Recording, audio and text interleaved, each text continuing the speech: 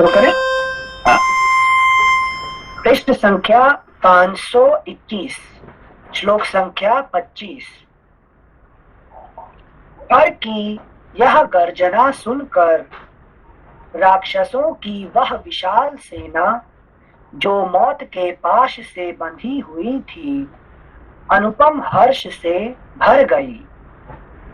उस समय युद्ध देखने की इच्छा वाले बहुत से पुण्यकर्मा महात्मा, ऋषि, देवता, गंधर्व, सिद्ध और चारण वहां एकत्र हो गए।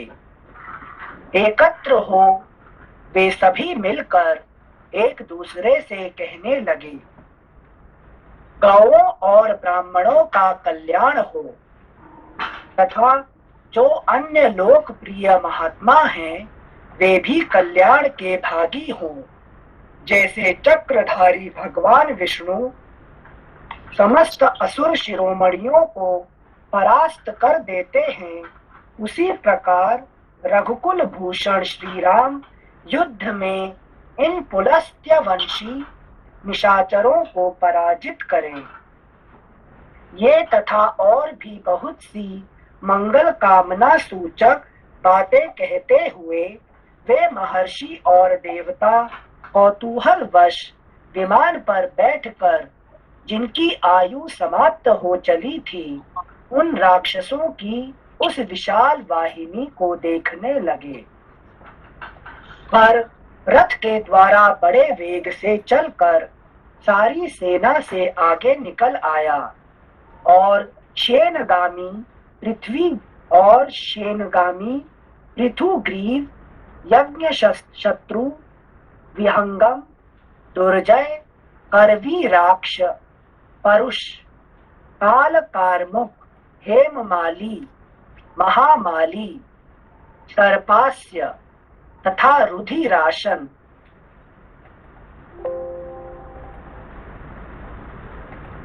ये 12 महापराक्रमी राक्षस खर को दोनों ओर से घेर कर उसके साथ साथ चलने लगे। इनसे टोटल 14 ये हैं क्या? 12 ये प्लस खर और दूषण?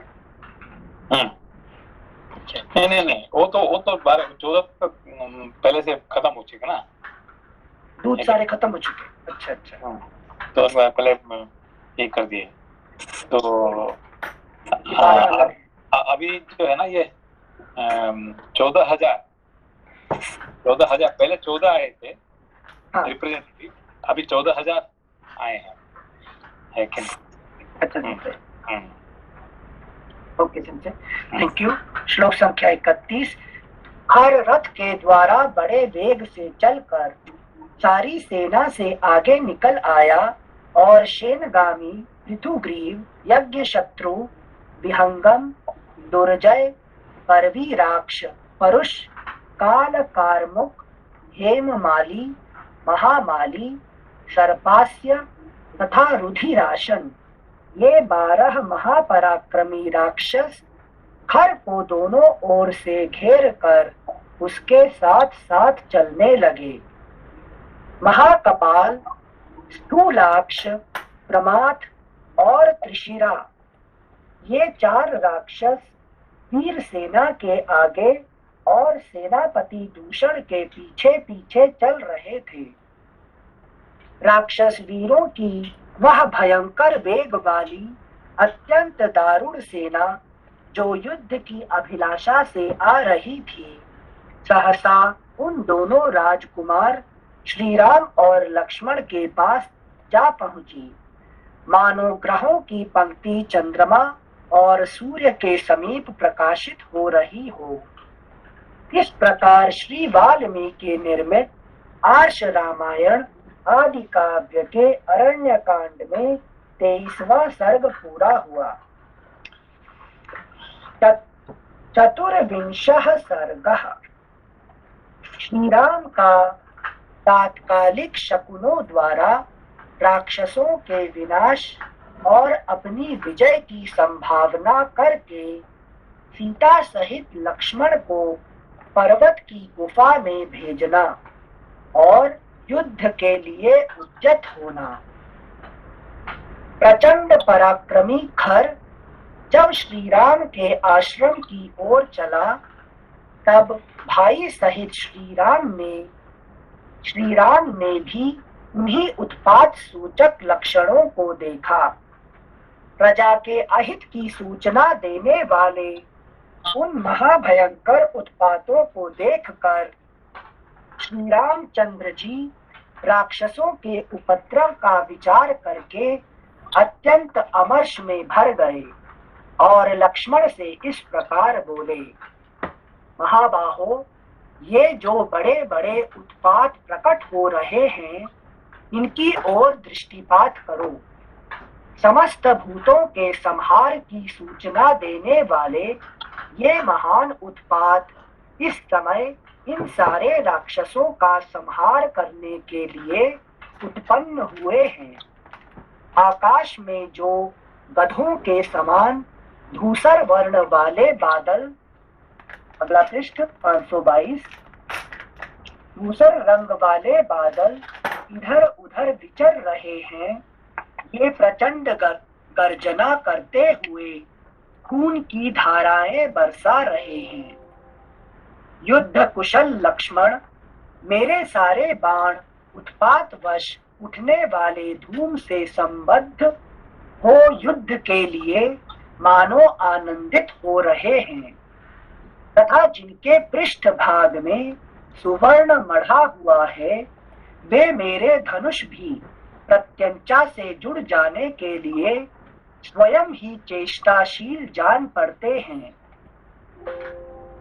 यहाँ जैसे जैसे वनचारी पक्षी बोल रहे हैं, उनसे हमारे लिए भविष्य में अभय की और राक्षसों के लिए प्राण संकट की प्राप्ति सूचित हो रही है। मेरी यह दाहिनी भुजा बारंबार फड़क कर इस बात की सूचना देती है कि कुछ ही देर में बहुत बड़ा युद्ध होगा, इसमें संशय नहीं है। शूरवीर लक्ष्मण, परंतु निकट भविष्य में ही हमारी विजय और शत्रु की पराजय होगी, क्योंकि तुम्हारा मुख कांतिमान एवं प्रसन्न दिखाई दे रहा है। लक्ष्मण, युद्ध के लिए उद्यत होने पर जिनका मुख प्रभाहीन उदास हो जाता है, उनकी आयु नष्ट हो जाती है। गरजते हुए राक्षसों का यह घोर नाद सुनाई देता है, तथा क्रूर कर्मा राक्षसों द्वारा बजाई गई भेरियों की यह महाभयंकर ध्वनि कानों में पड़ रही है। अपना कल्याण चाहने वाले विद्वान पुरुष को उचित है कि आपत्ति की आशंका होने पर पहले से ही उससे बचने का उपाय कर ले। इसलिए तुम धनुष बाण धारण करके विदेह कुमारी सीता को साथ ले पर्वत की उस गुफा में चले जाओ जो वृक्षों से आच्छादित है। वत्स, तुम मेरे इस वचन के प्रतिकूल कुछ कहो या करो, यह मैं नहीं चाहता। अपने चरणों की शपथ दिलाकर कहता हूँ, शीघ्र चले जाओ। इसमें संदेह नहीं कि तुम बलवान और शूरवीर हो तथा इन राक्षसों का वध कर सकते हो, तथापि मैं स्वयं ही इन निशाचरों का संहार करना चाहता हूँ। इसलिए तुम मेरी बात मानकर सीता को सुरक्षित रखने के लिए इसे गुफा में ले जाओ। श्री रामचंद्र जी के ऐसा कहने पर लक्ष्मण धनुष बाण ले सीता के साथ पर्वत की दुर्गम गुफा में चले गए। इनसे आप कल समझाए थे, इसका आंसर दिए थे कि खर खुद ही क्रोध है, तो उनके सामने वैराग्य रूप में लक्ष्मण जी को नहीं लाएंगे। यहाँ पर शांति रूपी सीता को भी छुपाने के लिए बोल रहे हैं कि क्रोध के सामने मत लाओ। क्रोध के सामने जो है शांति और वैराग्य को वो क्या करते छुपा देते हैं। ठीक है, तो शिव शांति को कौन छुपाएगा? हमेशा वैराग्य, वैराग्य छुपाएगा, ठीक है ना। तो उसको छुपा के उसको कौन लड़ रहे हैं? ज्ञान लड़ रहे हैं, ज्ञान लड़ रहे हैं, ठीक है ना। ये है। Thank you sensei. मतलब क्रोध से सिर्फ ज्ञान ही सही में लड़ सकता है, बाकी सब और कोई नहीं लड़ सकते हैं, ठीक है ना। Thank you sensei. मतलब ये जो है ये आपको अभी तक सब समझ में आया ना? अभी तक इसलिए बार बार कंफर्म करते हैं कि सही समझ रहे हैं, क्योंकि हम क्या सोचते हैं जब लड़ने जाते हैं तो लड़के जीत जाएंगे तो शांति मिलेगी, लेकिन वो होता नहीं। ये देखिए, ये पहली बात यहाँ पे ये आपको देखना चाहिए कि ये खर यहाँ पे क्या कर रहा है? खर कहाँ पे? इनसे युद्ध करने हैं ज्ञान से। नहीं, खर हमेशा कहाँ रहता है? जंगल में से काम में से दंडकारण्य में। दंडकारण्य में, लेकिन खर का स्थान है दंडकारण्य, ठीक है ना। तो उसको कौन काम दिया? उसको दंडकारण्य में नौकरी कौन दिया? काम में से नहीं, काम नहीं है, इसको रावण ने दिया ये काम, ठीक है ना। रावण है कि राक्षसों का राजा, ठीक है ना। वो सबको अपॉइंट करेगा कि खर कहाँ रहेगा, लेकिन ये कहाँ रहेगा, लेकिन मरीज कहाँ करेगा, सब जो है ये सबका एक एक काम देने वाला कौन है? ये रावण, ठीक है ना। समझ में कभी? तो रजस पावर क्या करता है कि सब जो है कि ये जो काम क्रोध लोभ मोह मद आश्चर्य सबको कहाँ अपॉइंटमेंट है कि सबको अपॉइंटमेंट लेटर देगा, तुम यहाँ पे तुम करोगे। तो खर को काम दिया कहाँ पे? दंडकारण्य में, ठीक है ना। तो अभी इंचार्ज मतलब क्या है? Khar is the incharge of the Dandakaranya on behalf of Ravan, ठीक है ना। तो लोका जी क्यों उसको जब दिया गया उसका काम वहाँ पे? दंडकारण्य में क्यों दिया गया सेंसे?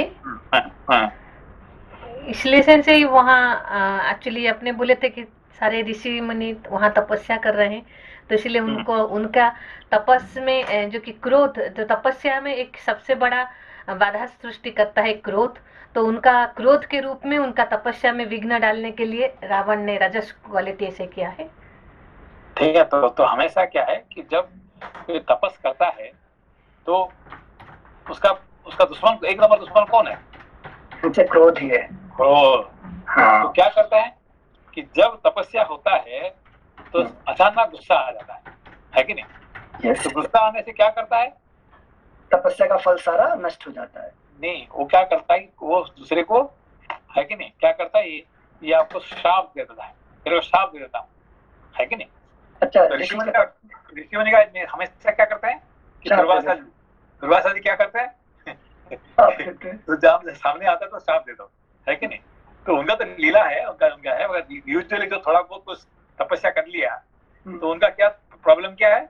वो श्राप देने के खड़ा हो जाता है। मैं जानता मैं कौन है, मैं इतने सारे है कि मैं तपस्या कर इतने सारे मैंने इकट्ठी किया, तब है कि नहीं?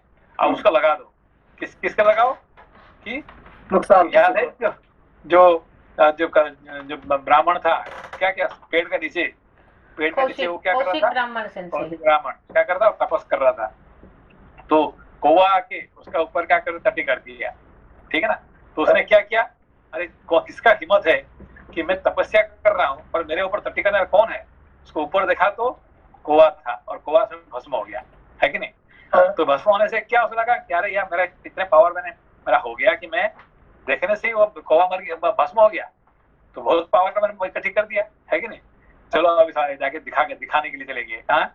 बाहर, कि let me go outside and show my power, ठीक है ना, ये तपस का पावर। फिर जाते हैं क्या, भिक्षा मांगने के लिए जाते हैं, और एक नारी ने उनका पास जाके उनको भिक्षा मांगते हैं, तो वो कहता ठहरो, आप बाहर खड़े रहो, मैं अपना बच्चे को, मैं अपना परिवार को, सब मेरा अभी है कि नहीं, मैं बच्चे को पहले खिलाता हूँ, फिर बाद में आपको आ जाता हूँ। और तुम जानते नहीं मैं कौन हूँ, है कि नहीं? तो हाँ, मैं तो जानता हूँ आप कौन है कि नहीं? आप जो कौवा को है कि नहीं भस्म करने वाले हुई है ना, तो हम जानते हैं, आप वहीं पे खड़ा रहिए। तब उसको पता चला कि यार ये औरत कैसे पता चला कि मैंने अभी हाल में करने वाला काम इसको कैसे पता चल गया, ठीक है ना। तो ये क्या होता है कि क्रोध क्या करता है? क्रोध क्या करता है? पहले क्रोध की नहीं, ये क्या करता है? दूषण मतलब क्या है? Pollutes, it polluting the heart, है कि नहीं? तो हमेशा क्रोध के साथ कौन रहते हैं? उनका सेनापति कौन है? दूषण। दूषण मतलब क्या है? पोल्यूशन, है कि नहीं? तो पोल्यूशन, दूषण करता है पोल्यूशन। तो किसको पोल्यूशन करता है? अपना हार्ट को, अपना हृदय को, है कि नहीं? आप यहाँ पे दंडकारण्य में क्यों आए थे? तपस्या करने के लिए दंडकारण्य को आए थे। तपस्या करने से आपका, तपस्या करने से फल क्या होगा? कि मेरा जो हृदय को, मेरा जो हार्ट को मैं प्यूरिफाई करने के लिए आया था, है कि नहीं? यहाँ सब लोग आते हैं दंडकारण्य में कि हार्ट को प्यूरिफाई करने के लिए, और यहाँ आके क्या किए? ज्यादा पोल्यूशन हो गया, है कि नहीं? इसको कहते हैं दूषण। समझ को? यस। तो ये होता है कहानी। अब देखिए मतलब देखिए, दूषण पहले आता है फिर क्रोध आता है? नहीं, पहले क्रोध आने के बाद फिर वो दूषित होता है अपना हृदय, ठीक है ना?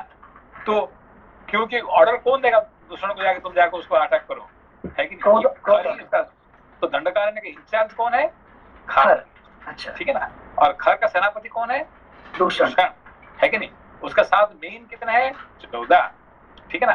फिर 14 का एक अंडर में कितना है? 1000, उसका मतलब 14,000, ठीक है ना? ये सब आपको एक को जब समझ में नहीं आएगा तो फिर आपको, लेकिन सब युद्ध क्या, ये युद्ध पढ़ते हैं हम लोग, है कि नहीं? रामायण में इतने सारे युद्ध है, और क्या करना चाहिए उसको, इसको फास्ट फॉरवर्ड करके आगे चलो, है कि नहीं?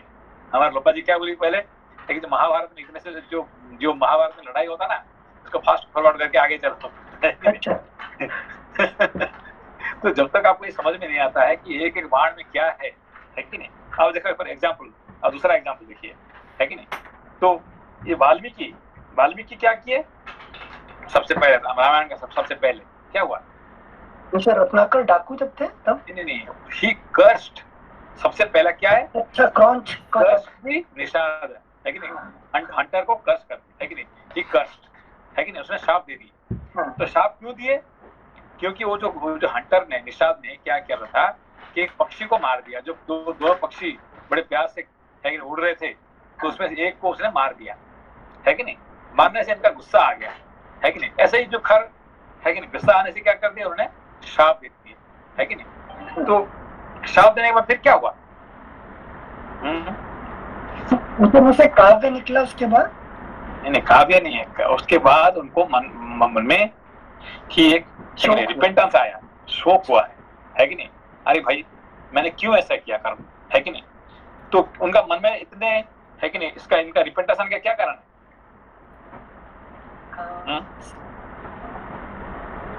क्यों क्या कारण हुआ? तपस्या इतना करने के बाद भी मेरे अंदर ये क्रोध आया कि मैंने सारे मेरा तपस्या कोई क्रोध में लगा दिया। नहीं, देखो, ये हंटर का काम क्या है? तो रोज तो उसको मारने का ही काम है ना, है कि नहीं?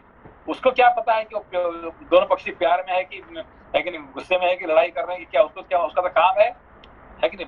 पक्षियों को मारने का तो उसका काम ही है, उसका जॉब है कि नहीं? वो अपना काम कर रहा था, है कि नहीं?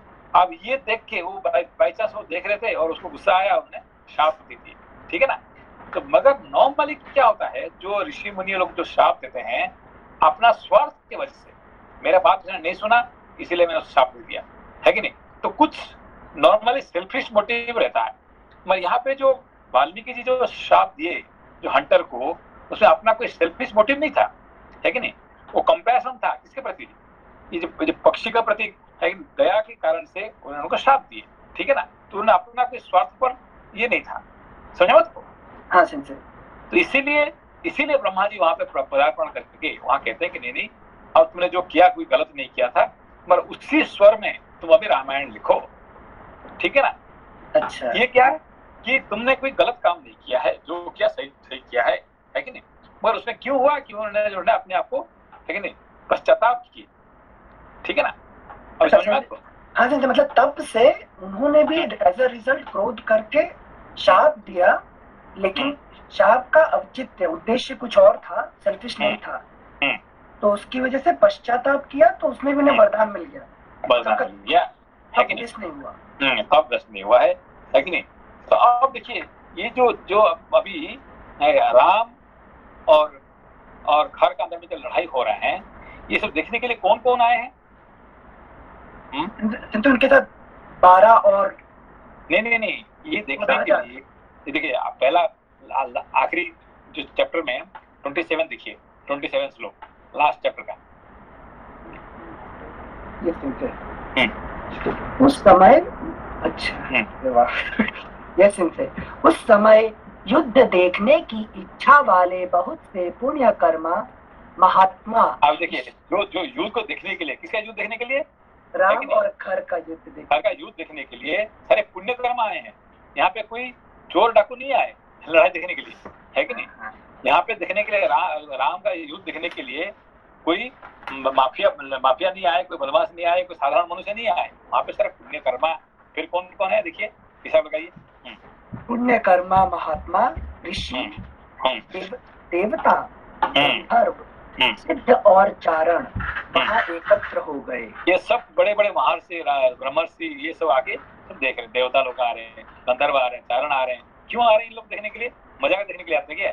जैसे हम क्या कोई लड़ाई करते हैं, हम देखने जाते हैं, अरे देखा कौन किसको मारेगा, कैसे करेगा, कौन जीतेगा, हमको मजा आता है, हम देखने जाते हैं। तो ये सब ये ब्रह्मर्षि देवता, इनका कोई काम नहीं था क्या? क्यों देखने के लिए आए? मतलब ये इंटरनल फाइट के लिए बोल रहे हैं ना? नहीं, यहाँ पे देखने के लिए इसलिए एक्सटर्नली देखने इसलिए आए कि क्रोध को जितना किसी का बस की बात नहीं है, चाहे कोई भी हो, जल्दी क्रोध हो जाता है, किसी को भी क्रोध आ जाता है, ठीक है ना? क्रोध से तो इसको देखने कैसे राम कौन सा बाण से इसको खर्च के साथ युद्ध करते हैं, है कि नहीं? कैसे उनको, है कि नहीं, उनका हार्ट पोल्यूशन नहीं होता है, ये देखने के लिए ये सब आगे इकट्ठे हो गए। समझा? तो यस सेंसे, मतलब इवन सेलेस्टियल बीइंग, हाँ, इंद्र को भी तो गुस्सा आता ही है कि सबको कौन है इस संसार में, ये कहता है ना कि संसार में कौन है जो मेरे साथ लड़ सकता है? कौन खर कहता है कि ऐसा कोई है क्या? है कि नहीं? कोई भी नहीं है संसार में जो कि मेरे साथ लड़ सकता है, चाहे कितने बड़ा ऋषि हो, महर्षि, है कि नहीं, ब्रह्मर्षि हो, सबको आता है कि नहीं? तो मेरे साथ लड़ने की बात तो दूर है, मेरे 14 दूतों को ही नहीं मार सकता। दूतों की हुई ना कि मेरे दूतों को कैसे मार दिया उसने? मेरे साथ तो लड़ाई नहीं कर सकता है कि नहीं? दूतों को कैसे मार दिया उसने? है कि नहीं? कौन है सब मनुष्य? तो इसीलिए रावण ने खर को दंडकारण्य का इंचार्ज बना के उसका अपॉइंट किया है। समझ में?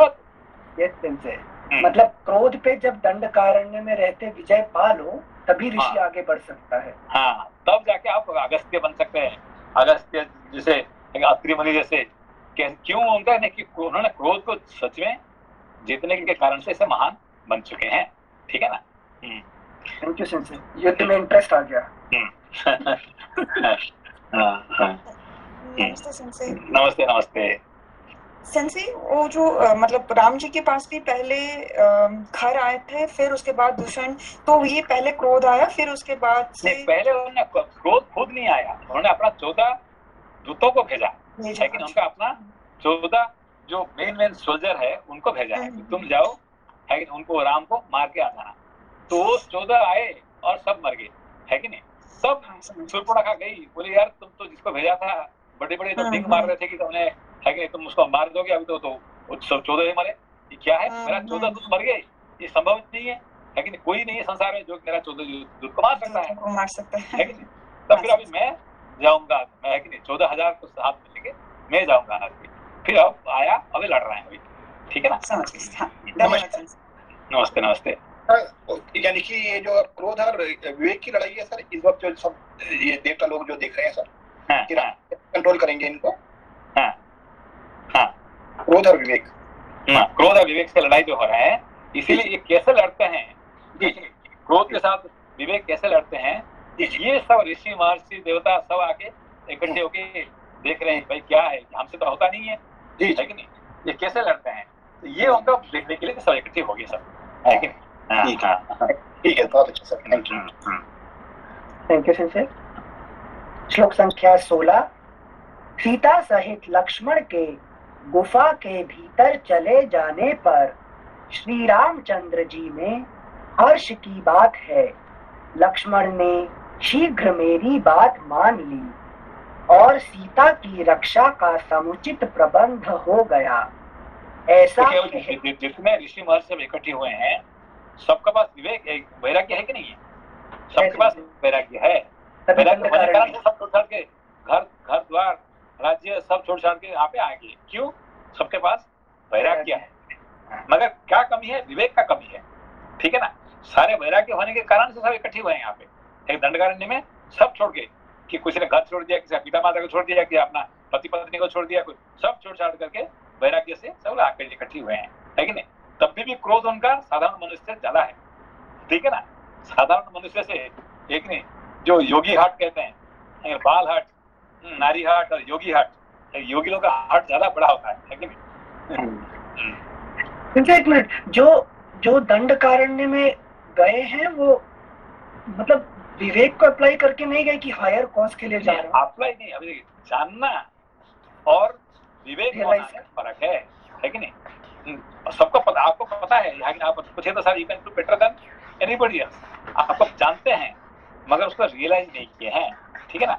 वैराग्य आना संभव है, विवेक रहना संभव नहीं है, क्योंकि मुश्किल, बड़ी मुश्किल की बात है।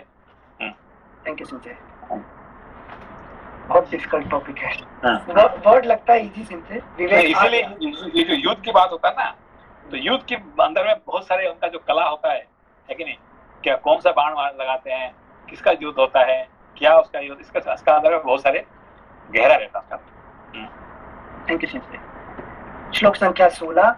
सीता सहित लक्ष्मण के गुफा के भीतर चले जाने पर श्री रामचंद्र जी ने हर्ष की बात है, लक्ष्मण ने शीघ्र मेरी बात मान ली और सीता की रक्षा का समुचित प्रबंध हो गया, ऐसा कहकर कवच धारण किया। प्रज्वलित आग के समान प्रकाशित होने वाले उस कवच से विभूषित हो श्री राम अंधकार में सीता जी को उन्होंने क्या कर दिया कि लक्ष्मण के साथ गुफा में छुपा दिए, ठीक है ना। इसका अर्थ क्या है? राम जी ने लक्ष्मण को बोले कि तुम लेके सीता को साथ में गुफा में छुप जाओ, ठीक है ना। क्या चलो साथ में लड़ते हैं, जल्दी मार सकते हैं, है कि नहीं। नहीं, तुम सीता को लेकर छुप जाओ गुफा में। क्या हुआ इसका अर्थ? जैसे कि वे क्रोध के साथ जब ज्ञान लड़ने जा रहा है, तो अगर वैराग्य रहेगा तो शांति को भंग कर देगा, तो वैराग्य और शांति को दोनों को भेज दिया है, ये ज्ञान ही लड़ेगा सिर्फ। नहीं, यहाँ पे थोड़ा देखिए, थोड़ा गहरा सुनिए। इसमें उल्टा नहीं है, वैराग्य और शांति रहेगा तो क्रोध ज्ञान के साथ इनकाउंटर की कन्फ्रंटेशन नहीं हो पाएगा। नहीं, ये देखिए, यहाँ पे देखिए, गुफा मतलब हमारे गुफा जब बात आता है तो कौन सा गुफा है? जैसे बुद्धि गुहा, हमारे जो हृदय होता है कि नहीं, हृदय है कि नहीं, हृदय गुफा, चित्त को कहते हैं गुफा, ठीक है ना। तो इस गुफा में हम अपना शांति को, जब कोई हम लड़ते हैं, जब साधारण मनुष्य लड़ेगा तो क्या करेगा? वो अशांति हो जाता है। साधारण मनुष्य लड़ने से क्या होता है? ज्यादा उसका माइंड ज्यादा अशांति हो जाता है, ठीक है ना। मगर ज्ञानी लड़ता है तो क्या होता है?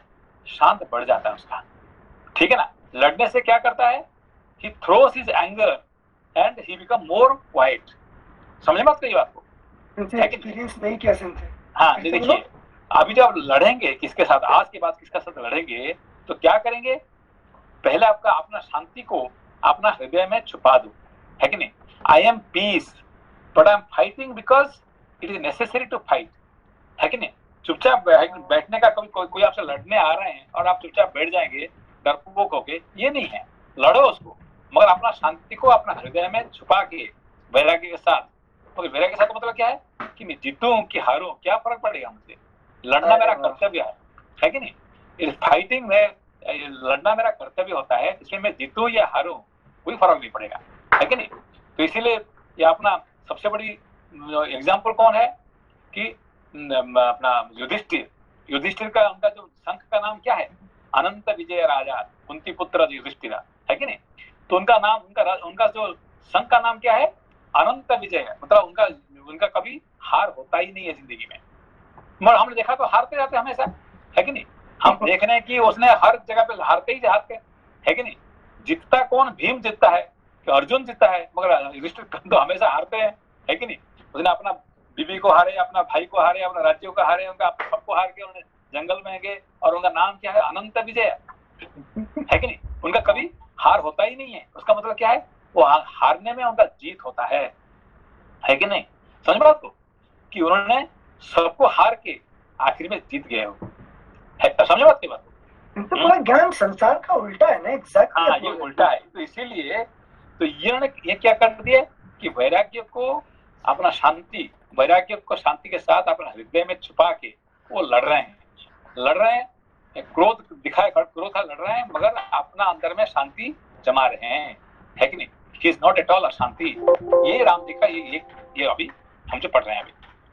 Thank you Sanjay. और यहाँ वैराग्य है टुवर्ड्स द आउटकम, मैं जीतू या आउटकम है क्या? अभी मैं लड़ रहा हूँ, अभी हारूंगा तो भी इट इज माई विनिंग, है कि मैं अपना कोशिश तो कर रहा हूँ, है कि नहीं? इसमें जितना हारना जो भी एक ही बराबर की बात है। ये होता है क्या है कि विवेक कुछ भी कर्म करता है तो शांति को छुपा देता है अपना हृदय में वैराग्य के साथ, और वो लड़ते जाएगा, है कि नहीं?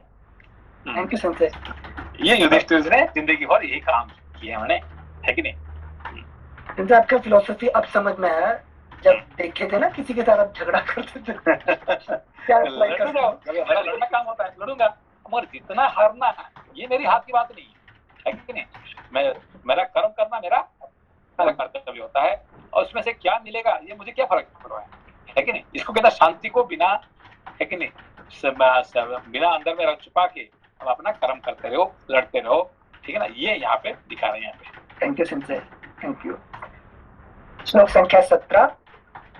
प्रज्वलित आग के समान प्रकाशित होने वाले उस कवच से विभूषित हो श्री राम अंधकार में प्रकट हुए महान अग्निदेव के समान शोभा पाने लगे। पराक्रमी श्री राम महान धनुष एवं बाण हाथ में लेकर युद्ध के लिए डट कर खड़े हो गए और प्रत्यंचा की टंकार से संपूर्ण दिशाओं को गुंजाने लगे। तदनंतर श्री राम और राक्षसों का युद्ध देखने की इच्छा से देवता, गंधर्व, सिद्ध और चारण आदि महात्मा वहां एकत्र हो गए। ये सेकंड टाइम कह रहे हैं, है कि नहीं? पहले भी कहते हैं, अभी भी कह रहे हैं, क्योंकि इनका कौन को देखने आ रहे हैं युद्ध देखने के लिए, है कि नहीं? ये बड़ी बात। कोई राक्षस नहीं आ रहे देखने के लिए, कोई माफिया चोर नहीं आ रहे, साधारण मनुष्य नहीं आ रहे, है कि नहीं? ये सब महान महान व्यक्ति आ रहे हैं। मतलब ये प्रत्यक्ष प्रमाण हो गया कि हम शांति और वैराग्य को छुपा के लड़ रहे हैं और राम की वजह से लड़ रहे हैं। देखने कौन आया है? ठीक है। यूजुअली हमारे गांव की लड़ाई में आजू बाजू के ड्रामा देखने वाले इकट्ठे, ड्रामा देखने के लिए बहुत आते हैं, है कि नहीं? श्लोक संख्या 19 फिर से पढ़ने का। तदनंतर श्री राम और राक्षसों का युद्ध देखने की इच्छा से देवता, गंधर्व, सिद्ध और चारण आदि महात्मा वहां एकत्र हो गए। इनके सिवा जो तीनों लोकों में प्रसिद्ध ब्रह्मर्षि शिरोमणि पुण्य कर्मा महात्मा ऋषि हैं। अगला पृष्ठ 523। पुण्य कर्मा महात्मा ऋषि हैं, वे सभी वहां जुट गए और एक ब्रह्मर्षि लोग हम हमेशा क्या करते हैं, कहीं जाते नहीं है, कोई ऐसे कोई योग जाते नहीं है कि नहीं? मगर ये ब्रह्मर्षि देखने के लिए आते हैं, है कि नहीं? राम और खर का युद्ध देखने के लिए, है कि नहीं? किसी मोह की वजह से नहीं ना, वो भी नहीं, वो जानने के लिए, टेक्निक जानने के लिए, भाई कैसे लड़ रहे हैं, है कि नहीं? हाउ इज इट पॉसिबल, है कि? क्योंकि आज तक कोई भी खर के साथ लड़ने में कोई लड़ नहीं पा रहे हैं, ठीक है ना? और ये कैसे लड़ रहे हैं? इवन ब्रह्मर्षि के लिए भी लड़ना डिफिकल्ट है, क्योंकि ब्रह्मर्षि भी देखिए क्या होता है कि कभी गुस्से आते हैं तो क्या करते हैं वो उनको अच्छा कर देते हैं। अभी देखिए अगस्त्य जी को क्या हुआ, यही अगस्त्य जी, है कि नहीं? जब नहुष ने क्या कर दिया, सर्प जल्दी चलो तो उन्होंने क्या, तो सर्प हो जा है कि नहीं? श्लोक संख्या 21 पृष्ठ संख्या 523। पुण्य कर्मा महात्मा ऋषि हैं, वे सभी वहां जुट गए और एक साथ खड़े हो परस्पर मिलकर यूं कहने लगे, गौओं, ब्राह्मणों और समस्त लोगों का कल्याण हो। जैसे चक्रधारी भगवान विष्णु युद्ध में समस्त श्रेष्ठ असुरों को परास्त कर देते हैं, उसी प्रकार इस संग्राम में श्री रामचंद्र जी पुलस्त्यवंशी निशाचरों पर विजय प्राप्त करें। ऐसा कहकर वे पुनः एक दूसरे की ओर देखते हुए बोले, एक ओर भयंकर कर्म करने वाले 14,000 राक्षस हैं और दूसरी ओर अकेले धर्मात्मा श्री राम हैं, फिर यह युद्ध कैसे होगा? ऐसी बातें करते हुए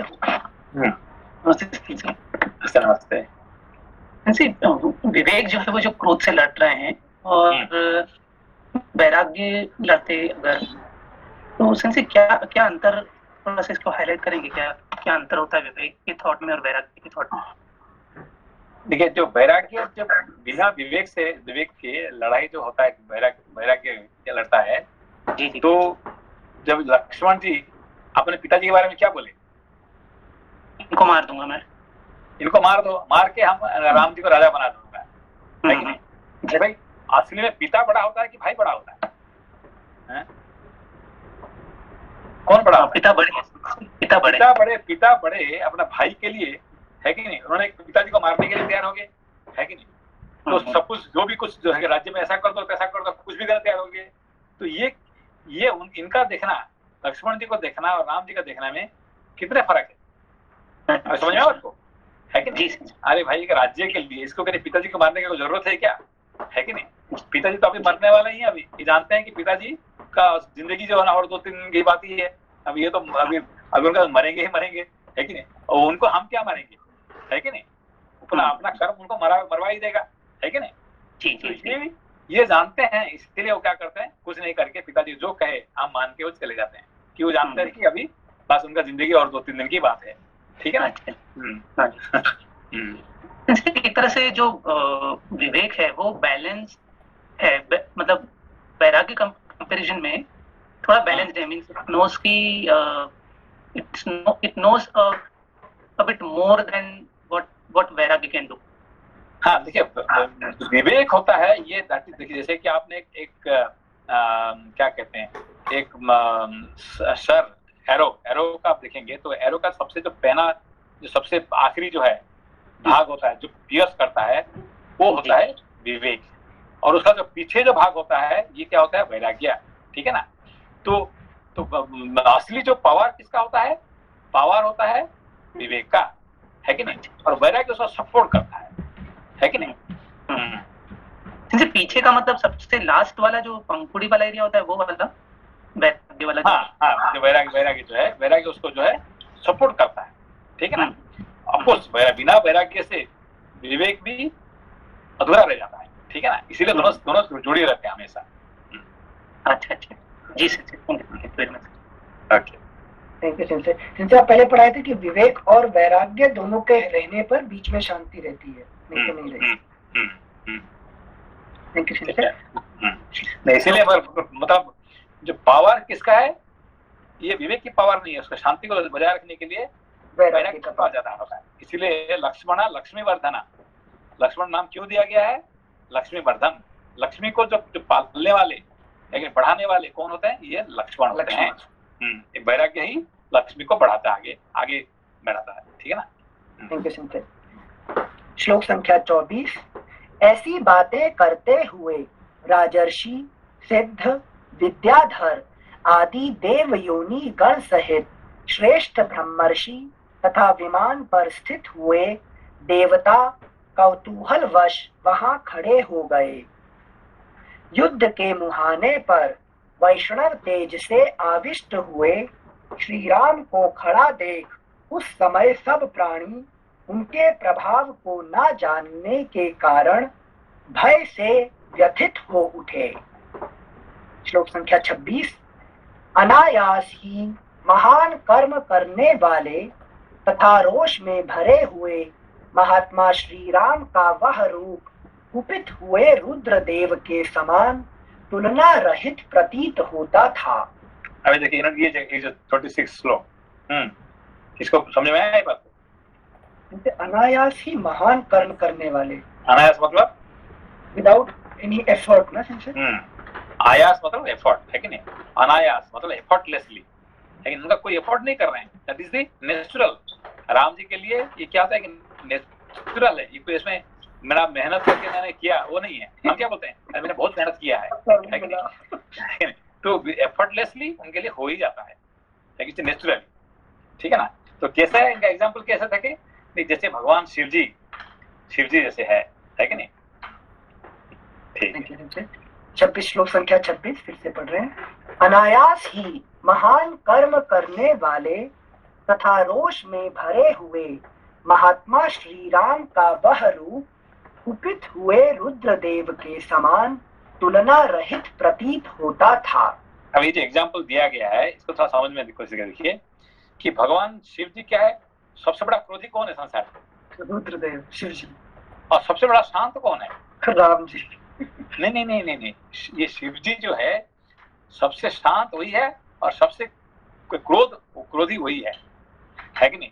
नहीं, राम जी का तो अवतार है उनका अभी शिव जी का साथ कंपेयर नहीं होगा हमेशा। यहाँ पे कंपेयर है कि नहीं, किसके साथ कंपेयर किया जाता है? शिव जी के साथ राम जी का कंपेयर किया जाता है। तो यहाँ पे है कि नहीं, तो शिव जी संसार में शिव अर्थ क्या होता है कि मोस्ट जो शांत है कि नहीं। सबसे शांत कौन है? शिव है। और सबसे क्रोधी कौन है? शिव है कि नहीं। तो ये कैसे हो सकता है कि सबसे बड़ा क्रोधी और सबसे बड़ा शांत? How is possible? And so the one who is in peace utilizes क्रोध, मतलब जो शांत है वही बिना एफर्ट के। यहाँ पे देखिए, आप कोई भी सिनेमा में देख लीजिए, विलेन कौन होता है? जो बड़ा अच्छा आदमी विलेन हो सकता है। और हीरो कौन बनेगा? जो विलेन ही वो हीरो बनेगा। ये देखिए, आपने कोई भी आप हिंदी मूवी देख लीजिए कि इंग्लिश मूवी देख लीजिए, हमेशा विलेन, जितने विलेन होता है ये सब क्या है, अच्छे आदमी विलेन बन सकता है।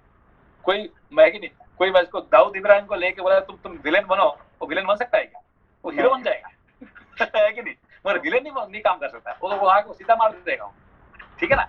तो संसार में कोई भी विलेन का रोल नहीं कर सकता है कि नहीं। असली हीरो ही विलेन का रोल कर सकता है, चाहे इंग्लिश मूवी में देखो कि हिंदी मूवी में देखो, है कि नहीं। यही बात है, समझा? तो हाँ, तो मतलब रियल लाइफ में जो हीरो है वही विलेन बन सकता है कि नहीं।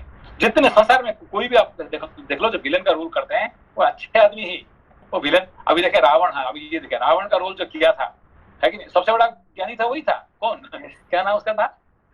ये जो क्या नाम, जो रामायण में जो रावण स्तोत्र बहुत मस्त था। अच्छा, त्रिवेदी, क्या चतुर्वेदी क्या था ना उसका नाम, वो भी है कि नहीं। तो जो अच्छे आदमी ही अरविंद त्रिवेदी, क्या नाम? अरविंद त्रिवेदी। हाँ, अरविंद त्रिवेदी। हाँ, अरविंद त्रिवेदी जो है मेरे ख्याल से पूरा रामायण के अंदर में सबसे अच्छा आदमी वही था, है कि नहीं। वो ज्ञानी भी था और अच्छा आदमी भी था, है कि नहीं। तो ये जो विलेन ही, असली विलेन ही, ऐसे अच्छे हीरो ही विलेन बन सकते हैं, है कि नहीं। जैसे प्राण जो था, देखिए प्राण जितने सभी लोग रेस्पेक्ट करते हैं उसको आज एक गुड पर्सन, और सबसे डेंजरस विलेन का काम करेगा वो है कि नहीं। जब शिव जी का एग्जांपल दे रहे थे कि वो शिव जी का तो है जो ये सबसे शांत है, शिव जी से शांत कोई है ही नहीं है इसीलिए उनको क्या कहते हैं कि भोले भंडारी। सबसे भोले भंडारी कौन है? शिव जी है, हमेशा शांत है। तो इसीलिए वो रोल कर सकते हैं कि महान क्रोधी का रोल कर सकते हैं, है कि नहीं। वही उनको किसको काट देते हैं, उसका गला, है कि नहीं। दक्ष का गला काटेंगे उसको उन्होंने, और उनको ही सब वरदान उनको ही देके उनको फिर सबसे महान बना देते हैं उनको, है कि नहीं। तो यही प्रजापति को, ठीक है। श्लोक संख्या 26।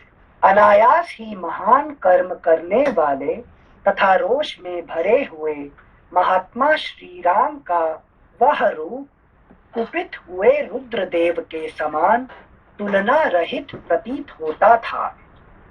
जब देवता, गंधर्व और चारण पूर्वोक्त रूप से श्री राम की मंगल कामना कर रहे थे, उसी समय भयंकर ढाल, तलवार आदि आयुधों और ध्वजाओं से उपलक्षित होने वाली निशाचरों की वह सेना गंभीर गर्जना करती हुई चारों ओर से श्री राम जी के पास आ पहुंची।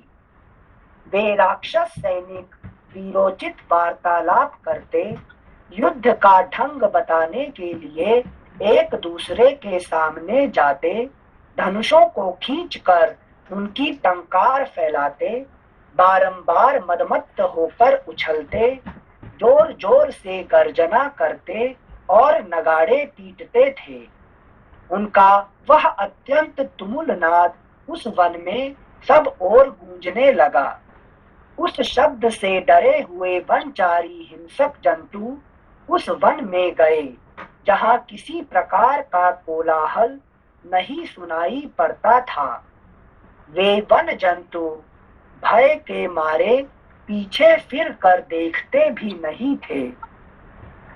मतलब हिंसक जंतु भी डर गए ये युद्ध से। हिंसक जंतु डर गए। श्लोक संख्या 31। वह सेना बड़े वेग से श्री राम की ओर चली।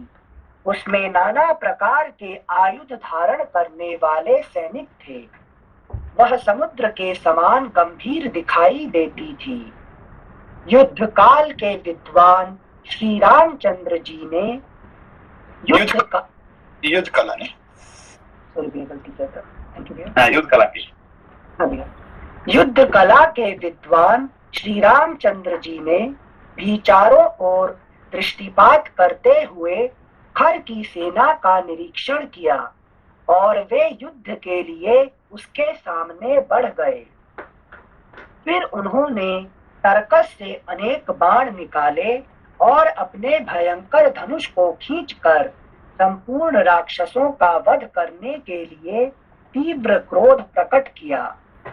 कुपित होने पर वे प्रलयकालिक अग्नि के समान प्रज्वलित होने लगे।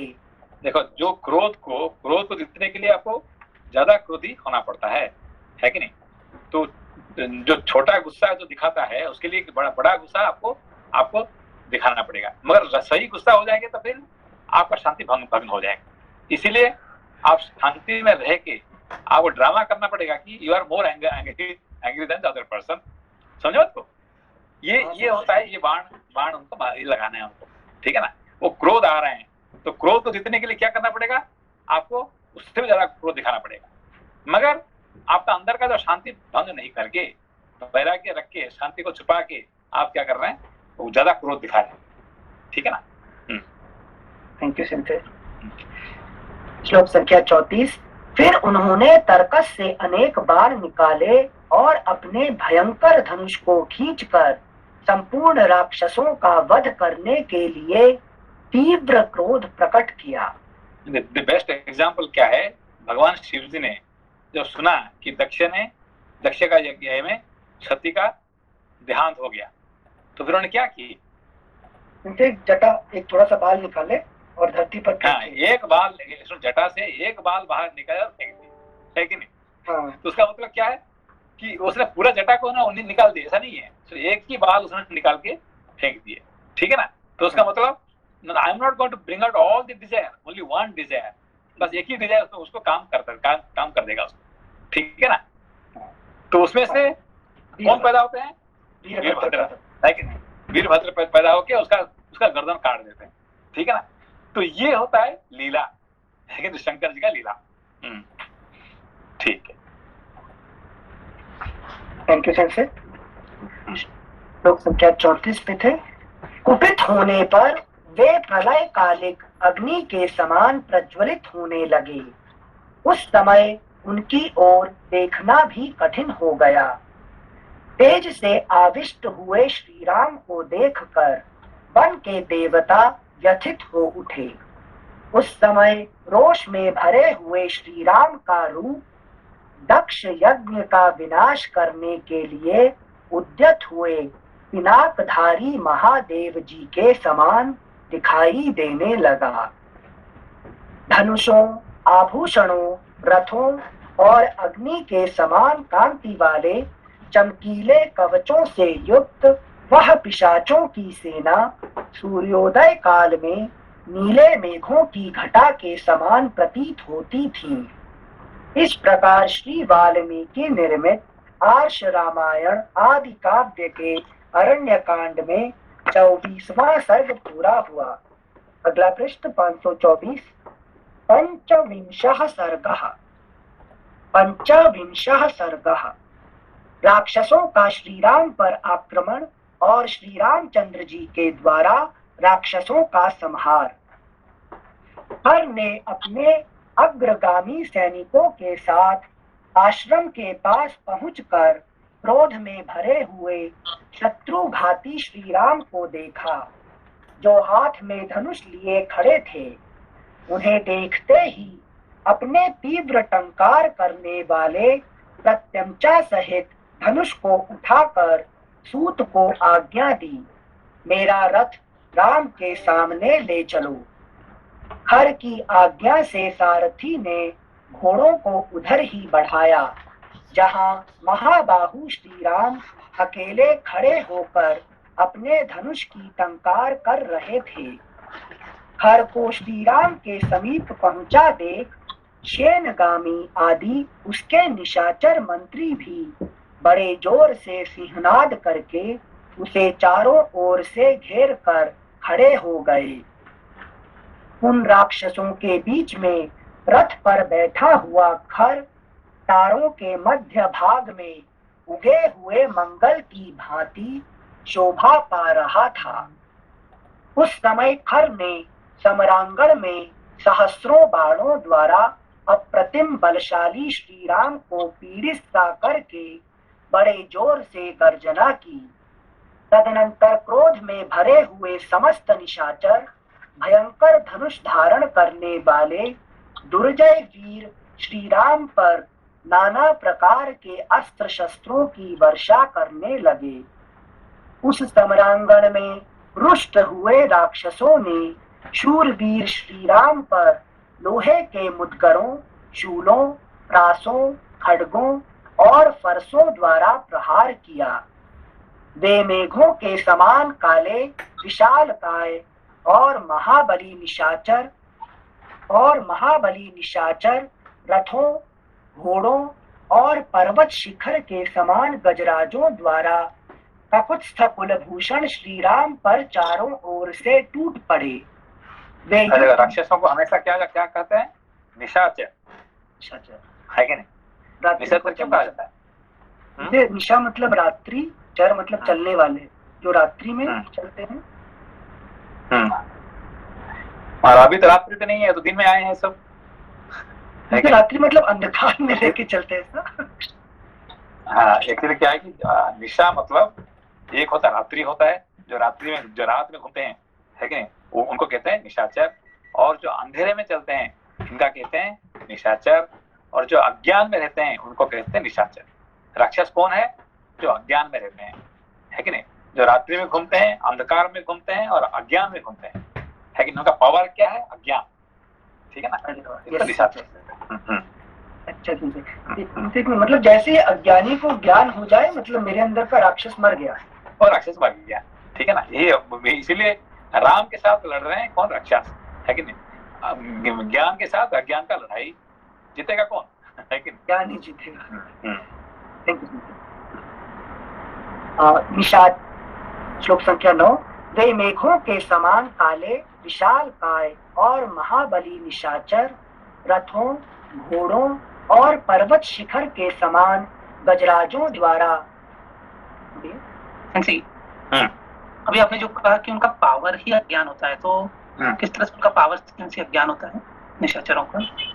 अभी तो कोई आपसे लड़ाई करने के लिए आता है तो उसका पावर क्या है? Okay, because he is not thinking too much about consequences. He doesn't know. That's why he is fighting. अभी देखो, कोई आके तू मैं करता है, उसका पावर क्या है? वो अज्ञान है, इसीलिए लड़ रहे हैं। ज्ञान आ जाएगा तो अपने आप चुपचाप बैठ जाएगा और लड़ेगा क्या? है कि नहीं? समझ गए? छोटा बच्चा रो रहा है, रोने का हमारा नाम रोदनम बलम। बच्चों का क्या है? रोना ही उनका बल होता है। ठीक है ना? तो क्यों रोएगा? क्योंकि अज्ञानी है कि नहीं? तो अज्ञानी ही ज्यादा पावरफुल होता है संसार में। समझ बात को? समझा, लेकिन अभी पूरा नहीं समझा। He is crying because he doesn't know, but why it become its power? Because he can do anything with that. देखिए अभी क्या है कि अभी आपका बच्चे मान लीजिए अभी बुखार है, बुखार है, कहता मुझे आइसक्रीम चाहिए, है कि नहीं? तो आप बोलते भाई ये बुखार है, आइसक्रीम नहीं खाना चाहिए, तो कहते मुझे आइसक्रीम चाहिए, मुझे चाहिए, रोएगा तो आप क्या करेंगे? है कि ज्यादा रोएगा तो चलो खा ले, है कि नहीं? आइसक्रीम तो देना पड़ेगा नहीं, है कि नहीं? अब देना पड़ेगा उसको, क्योंकि ज्यादा रोएगा तो फिर क्या करेंगे? आपका शांति भंग हो रहा है, तो आप चलो भाई आइसक्रीम खा लो, है कि नहीं? तो इसका पावर क्या है? किस पावर से जीत गया? रोने की वजह से क्यों रोएगा? क्योंकि अज्ञान है कि नहीं? तो संसार जो है किसका बल पे ज्यादा चलता है? संसार कि ये संसार चलता है अज्ञान की पावर, है कि नहीं? Life goes with the ignorance, not with knowledge, है कि नहीं? संसार चलता है ज्ञान में नहीं है, अज्ञान में। आप सुबह से शाम तक 24 घंटा बिजी है, क्यों बिजी है भाई? परिवार बिजी, अज्ञान है ना, अज्ञान है। ज्ञान होने से इतनी बिजी अपने आप बंद हो जाएगा, है कि नहीं? इसलिए क्या काम करें भाई, है कि नहीं? बस मिनिमम वर्क काफी है, खाने का रोटी चाहिए, रहने के लिए घर चाहिए, बस इतना यही है, और थोड़ा बस है कि नहीं कर दो तो ये हो जाएगा। इतने 24 इतने ओवर टाइम करके रात 12 बजे तक काम करने की क्या जरूरत है कि नहीं? जी। इधर अज्ञान का पावर से संसार चलता है कि नहीं? अज्ञान is more powerful than knowledge in the संसार, है कि नहीं? जी, थैंक यू। श्लोक संख्या 10। जैसे बड़े बड़े मेघ गिरिराज पर जल की धाराएं बरसा रहे हों, उसी प्रकार वे राक्षस गण श्री राम पर बाणों की वृष्टि कर रहे थे। क्रूरतापूर्ण दृष्टि से देखने वाले उन सभी राक्षसों ने श्री राम को उसी प्रकार घेर रखा था जैसे प्रदोष संज्ञक तिथियों में भगवान शिव के पार्षद गण उन्हें घेरे रहते हैं। श्री रघुनाथ जी ने राक्षसों के छोड़े हुए उन अस्त्र शस्त्रों को अपने बाणों द्वारा उसी तरह ग्रस लिया जैसे समुद्र नदियों के प्रवाह को आत्मसात कर लेता है। उन राक्षसों के घोर अस्त्र शस्त्रों के प्रहार से यद्यपि श्री राम का शरीर क्षत विक्षत हो गया था, तो भी वे व्यथित या विचलित नहीं हुए। जैसे बहुसंख्यक दीप्तिमान वज्रों के आघात सहकर भी महान पर्वत अडिग बना रहता है। श्री रघुनाथ जी के सारे अंगों में अस्त्र शस्त्रों के आघात से घाव हो गया था, वे लहूलुहान हो रहे थे। अतः उस समय संध्या काल के बादलों से घिरे हुए सूर्य देव के समान शोभा पा रहे थे। श्री राम अकेले थे। उस समय उन्हें अनेक सहस्र शत्रुओं से घिरा हुआ देख देवता, सिद्ध, गंधर्व और महर्षि विषाद में डूब गए। तत्पश्चात श्री रामचंद्र जी ने अत्यंत कुपित हो अपने धनुष को इतना खींचा कि वह गोलाकार दिखाई देने लगा। फिर तो वे उस धनुष से रणभूमि में सैकड़ों हजारों ऐसे पैने बाण छोड़ने लगे। अगला पृष्ठ 525। जिन्हें रोकना सर्वथा कठिन था, जो दुस्सह होने के साथ ही कालपाश के समान भयंकर थे। उन्होंने खेल खेल में ही चील के परों से युक्त असंख्य सुवर्ण भूषित बाण छोड़े। शत्रु के सैनिकों पर श्री राम द्वारा लीला पूर्वक छोड़े गए वे बाण कालपाश के समान राक्षसों के प्राण लेने लगे। राक्षसों के शरीरों को छेद कर खून में डूबे हुए वे बाण जब आकाश में पहुंचते, तब प्रज्वलित अग्नि के समान तेज से प्रकाशित होने लगते थे। श्री राम के मंडलाकार धनुष से अत्यंत भयंकर और राक्षसों के प्राण लेने वाले असंख्य बाण छूटने लगे। उन बाणों द्वारा श्री राम ने समरांगण में शत्रुओं के सैकड़ों हजारों धनुष, ध्वजाओं के अग्रभाग, ढाल, कवच, आभूषणों सहित भुजाएं तथा हाथी की सूंड के समान जांघें काट डाली। प्रत्यंचा से छूटे हुए इनसे लास्ट जो 8 to 10 श्लोक हैं, ये essentially आदि भौतिक तो समझ में आते हैं, means and first of all he is getting injured by others, आदि भौतिक समझ में आता है, पर आध्यात्मिक सेंस में नहीं समझ में आता है। सेंस ये नहीं, देखिए अभी आप क्या कहते हैं, किसके साथ लड़ते हैं, जो ज्ञानी लड़ता है किसके साथ, तो उसको तो इंजोर तो होता ही नहीं होता है कि नहीं? फिलोसॉफिकली भी it is your time and energy, your resources are lost और नॉट लॉस्ट, है कि नहीं? तो भी इसको जो लड़ना पड़ता है तो लड़ना ही होगा, है कि नहीं? तो आखिरी में यू विल विन, पर आपको तो लॉस तो होगा ना जरूर कुछ ना कुछ, है कि नहीं? समझ लो।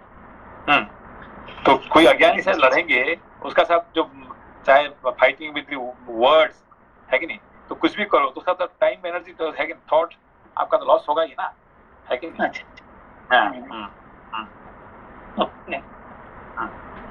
Thank you sir. श्लोक संख्या 23। प्रत्यंचा से छूटे हुए श्री राम के बाणों ने उस समय सोने के साजबाज एवं कवच से सजे और रथों में जुटे हुए घोड़ों, सारथियों, हाथियों, हाथी सवारों, घोड़ों और घुड़सवारों को भी छिन्न भिन्न कर डाला। इसी प्रकार श्री राम ने समर भूमि में पैदल सैनिकों को भी मार कर यमलोक पहुंचा दिया। श्लोक संख्या 25। उस समय उनके नालीक, नाराज और तीखे अग्रभाग वाले विकर्णी नामक बाणों द्वारा छिन्न भिन्न होते हुए निशाचर भयंकर आर्तनाद करने लगे।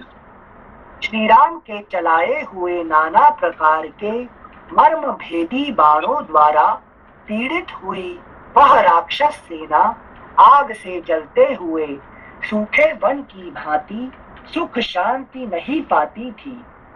कुछ भयंकर बलशाली शूरवीर निशाचर अत्यंत कुपित हो श्री राम पर प्रासों, शूलों और फरसों का प्रहार करने लगे, परंतु पराक्रमी महाबाहु श्री राम ने रणभूमि में अपने बाणों द्वारा उनके उन अस्त्र शस्त्रों को रोककर उनके गले काट डाले और प्राण हर लिए। सिर, ढाल और धनुष के कट जाने पर वे निशाचर गरुड़ के पंख की हवा से टूटकर गिरने वाले नंदन वन के वृक्षों की भांति धराशायी हो गए। जो बचे थे वे राक्षस भी श्री राम के बाणों से आहत हो विषाद में डूब गए और अपनी रक्षा के लिए खर के पास ही दौड़े गए, परंतु बीच में दूषण ने धनुष लेकर उन सबको आश्वासन दिया और अत्यंत कुपित हो रोष में भरे हुए यमराज की भांति वह क्रुद्ध होकर युद्ध के लिए डटे हुए श्री रामचंद्र जी की ओर दौड़ा। दूषण का सहारा मिल जाने से निर्भय हो वे सब के सब फिर लौट आए और साखू, ताड़ आदि के वृक्ष तथा पत्थर लेकर पुनः श्री राम पर ही टूट पड़े। उस युद्ध स्थल में अपने हाथों में शूल, मुदगर और पाश धारण किए वे महाबली निशाचर बाणों तथा अन्य अस्त्र शस्त्रों की वर्षा करने लगे। कोई राक्षस वृक्षों की वर्षा करने लगे तो कोई पत्थरों की। उस समय इन श्री राम और उन निशाचरों में पुनः बड़ा ही अद्भुत, महाभयंकर, घमासान और रोमांचकारी युद्ध होने लगा। अगला पृष्ठ 526। वे राक्षस सभी नंबर रख लेते हैं। कल छुट्टी है, फिर परसों सैटरडे है। कल गणेश पूजा है तो गणेश पूजा करने के लिए कल नहीं पढ़ेंगे और फिर परसों सैटरडे है तो फिर हम लोग पढ़ेंगे जाके संडे इवनिंग, संडे का। नमस्ते। नमस्ते।